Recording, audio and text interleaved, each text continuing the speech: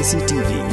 Lon Rashapi daga Frank Motors Kajaka dekali ga bathamai jong Tata Motors halat ko ni Shillong ringkat bakanet foodish ordal mapi nginwan ramani hakir dobyeng jongpi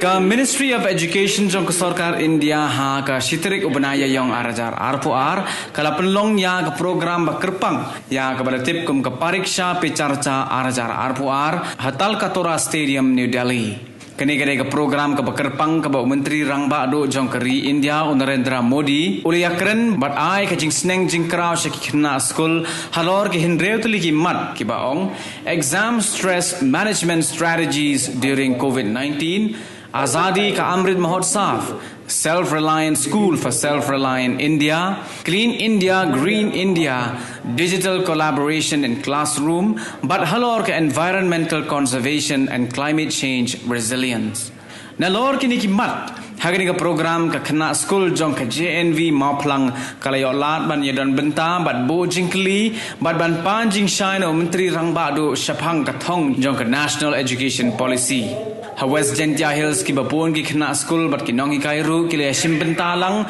ban sakhi bat ban snap ye ki jingkren hagani ka program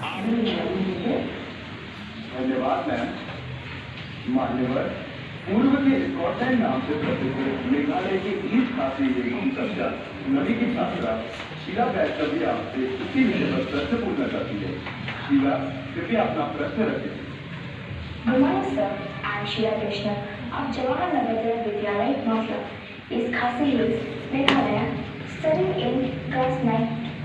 My question to Honorable Prime Minister is how provisions of National Education Policy will empower students' lives in particular and society in general and pave way for Nana Bharat. Thank you, sir.